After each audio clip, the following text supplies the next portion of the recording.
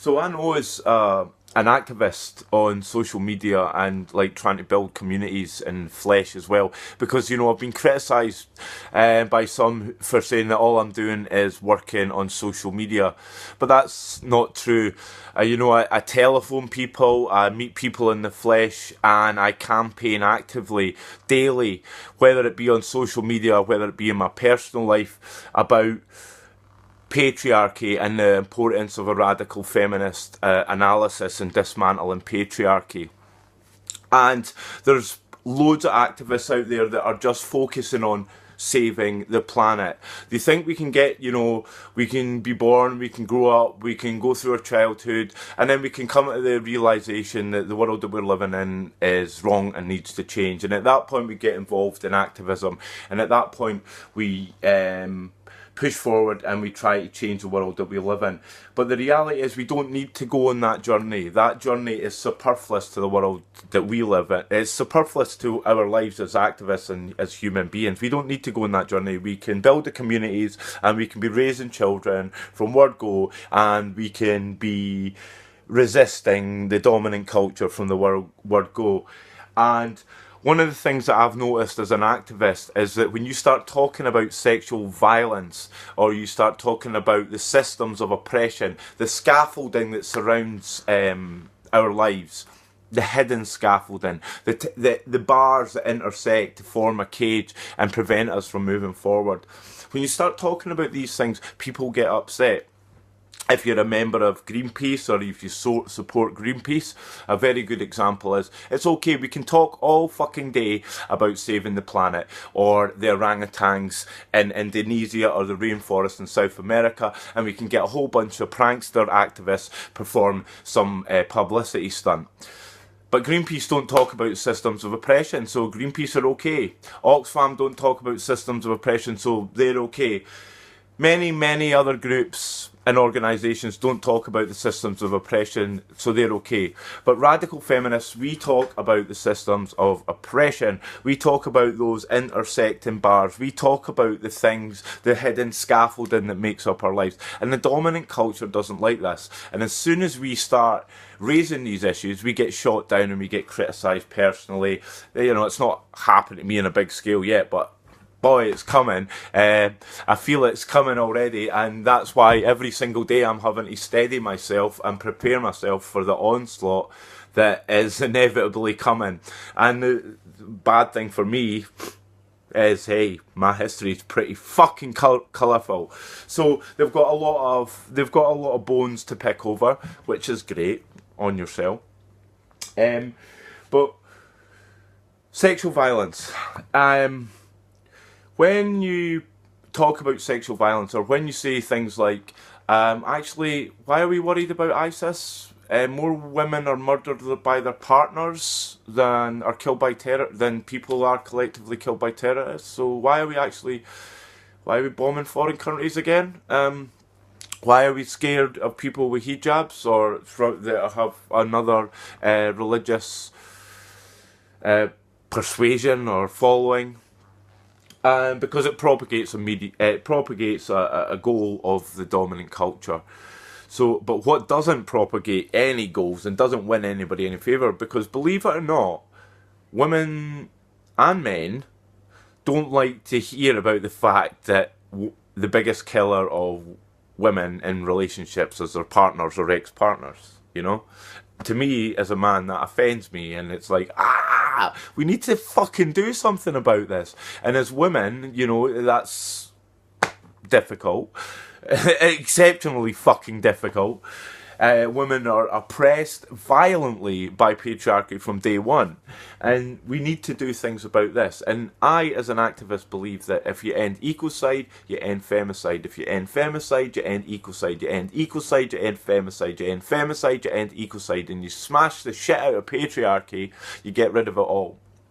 It's the same toxic masculinity that allows a man to rape and murder a woman, a child, or another man, and it is the same toxic masculinity that allows us collectively as a culture to brutalise and violently assault the natural world and non-humans. So, as radicals, you have to prepare and steady yourself for the fight and the onslaught and the personal attacks that do come when you raise issues about systems of oppression. And that's, as I said, it's kind of happening to me right now. You know, I've been involved in a movement I've been involved in an organisation for over a year now, but since the turn of this year, 2017, I've become much more involved, and I'm really pushing home the importance of a radical feminist analysis. And since I started to do that, my enemies have started to appear, and the criticisms have started to appear. And right now, although I've got pretty good faith in that it's not going to do anything, my mental well-being has been challenged, and my stability, and because of the way I speak, and because of my direct language, my use of fucking expletives, and because I'm Scottish, no doubt. And so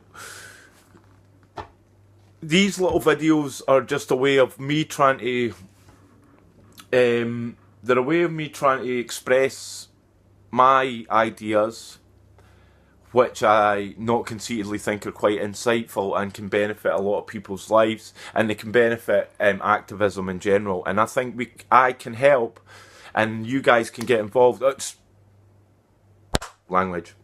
You can get involved, and you can help me to build a lasting and proper resistance. Because, you know, activism is so disillusioned right now, and so it should fucking be disillusioned. You know, there's great people out there that are doing amazing things and putting their lives on the risk, putting their lives on the line every single day, fighting the dominant culture. But we're not gaining ground. In fact, we're losing ground constantly, daily. On both sides of the Atlantic, we have two of the most reactionary, right-wing, neoliberal governments that we've ever had. And these governments have actually been brought to power under a time of progressive movement. And that's because fascism increases in violence when that's the beauty of the culture they've created. Fascism increases in virulence and its effectiveness when social and liberal movements, which should now be classified as radical movements, start to challenge the dominant culture and the status quo. So, as I say, these videos are a way of us trying to bring together. It's a chance for me to shout and rant and get things off my chest that really make me mad. And, you know, I think that, you know, anger, like violence, needs to be understood and needs to be utilised. We should be fucking angry. You know, we should really be fucking angry. We've allowed a system to utterly dominate past, present and future lives. And this system isn't built on what humans would build communities if they were allowed to build communities on. It's built upon selfishness, it's built upon personal gain, it's built upon fucking people over to get what you want, it's built upon rape, it's built upon sexual violence.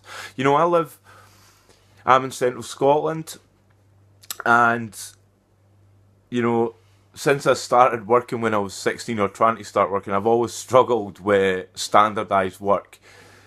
And for the longest time, I thought that was because I was told and thought that was because I was lazy and I was a waster and whatever you wanted to believe. And yeah, there might be elements of that, you know, maybe I am a bit lazy. I'm 42 for fuck's sake, but there were also other elements. It was the patriarchy that I had to deal with, and now I've got a language to express what happened to me as a child and as a young man. And patriarchy was very much involved in affecting my relationships with the world around me. And like just yesterday I had to walk off site. I was swearing at a guy because he essentially was describing albeit maybe just to have a wind up of me, but these people speak like this all the time, or these men speak like this all the time. He was describing what I will now classify as a radical fucking feminist. I'll classify as a rape of a person of colour, and his friends were laughing, and that violently, that violently offends me, because I have friends of, Fozia, Thamali, I know some beautiful, beautiful people. And to hear men like him talk, it offends me so violently. And that's why, I've been on a bit of a roll for the last 48 hours, because this inherent patriarchy is not going away. We have these pockets of liberalism. We have these pockets of industry that a guy that I respect and who I value his opinion said that he works in an industry that's male dominated, but these types of behaviour aren't tolerated, and that should give me some sort of hope. But unfortunately that doesn't give me any hope, because I'm 42, and for the last 26 years of my life, and it was even before, but we're just referring to my adult life, 16 to now,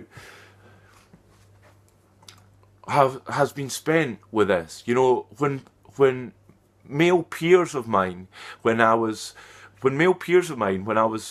first growing up, and learning about sex and hearing about sex, male peers of mine would describe sexual encounters, and again, as a radical feminist, with hindsight, I can only describe what they were talking to me about as rape. And as a young man, these are such conflicting ideas, and I am not alone in experiencing this. I know countless men that are coming forward, and when I speak about the issues and the way patriarchy has affected me, men come forward, and they are slowly coming forward, and that's why I get trolls on my Facebook page, and that's why I get folk trying to shut my message down, because they don't want me to be able to build a community of men that won't tolerate this type of language. But unfortunately it's happening, so they're a bit late.